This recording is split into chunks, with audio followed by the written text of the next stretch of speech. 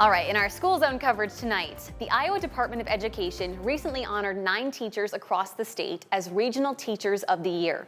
One of those teachers works in Eldridge as a North Scott 7th grade science teacher. She's a 29-year teaching veteran, and we are honored to have Dawn Rheinigans join us here on The Current. Dawn, thank you so much for being here and congratulations. Thank you, and thank you for having me here today. Absolutely. Okay, we were just talking. I know you knew this past summer that you had gotten the honor, but when did the rest of your school find out? It was the week that they released it. The press release went out and they announced it over the PA, and I heard a lot of hooting and hollering and high fives from kids and a lot of excitement, so that was pretty cool. Oh my gosh, I can imagine a group of 7th graders just losing it. Yeah, they're like, Mrs. Rheinigans. It was really neat to see their excitement too. Well, let's talk about the age that you teach, because I hear that you originally had your heart set on doing preschool work. Preschool, I did. You know, when I was growing up, I always babysat in the neighborhood. I was the town babysitter, I could say. And a lot of them were younger at that time, nannied during the summer. And then my first experience with a middle school group, I just fell in love with 7th and 8th graders. And then I kind of stuck with upper elementary, and then I fell into the 7th grade job, and it's my home. It's what I love. They're like my favorite people. And was there ever a question of which subject you wanted to teach? Science always made sense to me, so that's the avenue I pursued when I was in college.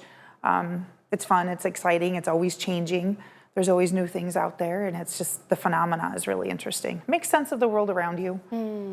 Well, I was really struck by something you said. When the Iowa Department of Education announced this award, you said that science is a process of discovery, not a collection of facts. What does that mean to you? It's not sitting and reading a textbook. It's not memorizing dates and different definitions of words. It's doing and learning and discovering how all these things around the world work. How does a magnet work?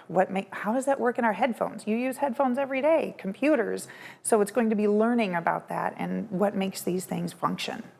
Well, I know that you love to do experiments and hands-on demonstrations with your kids, so walk me through this. What would be a typical experiment you would do in your class? We start with some questions. Like, this is our big guiding, our standard. So our learning targets here. Now, what questions do you guys have about this? We try to start with phenomena. When we did moon phases, I just had them watch a short video of just the moon kept changing, and okay, what do you notice happening, and what are some questions that pop into your head about this? And that just guides the instruction and what they're going to learn and how they're going to learn it. So do you do anything like I'm thinking like mince it, or the Mentos? Yeah. We try to do that as a big surprise at a certain point of the year as the whole student body. The science teachers get together and do a little fun variety show type thing with that. Oh, I bet that would be like the most popular day of the whole school year. The burning pickles was the highlight. Oh, wow. Electrocuting pickles or something. One of our teachers is really good at that. And it was interesting. I love that. Weird aside, today happens to be World Pickle Day, so what a perfect moment for that. But Dawn, I'm so curious, what gets you passionate about teaching? I mean, why get up every single day and go do this for 29 years? I get to walk through the doors and work with kids every single day. They're my heart. They bring me joy. I'm passionate about teaching and watching kids grow and become the people they're going to become. My first group of students I had in Illinois, they're in their 40s now, and they have children, and they're going to school, and it's really neat to see that come full circle and still have the relationship with them. And that's, I think, really important, is having that lifelong relationship with some of these kids and knowing that I can make an impact and help support them through their journey of their life.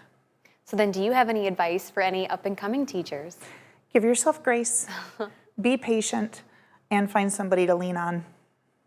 I love it. Before I let you go, really fast, I know teaching isn't the only thing you're passionate about. How many sports do you coach at North Scott? I'm down to 2. I used to coach 3 sports, but now I'm down to 2.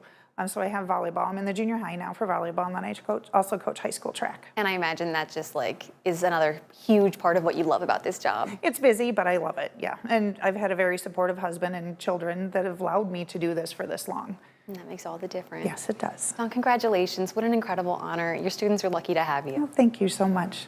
For you guys at home, if you want to check out any of the other honorees, you can head over to WQAD.com. You'll notice another local teacher on that list. We'll have him on The Current next week. James?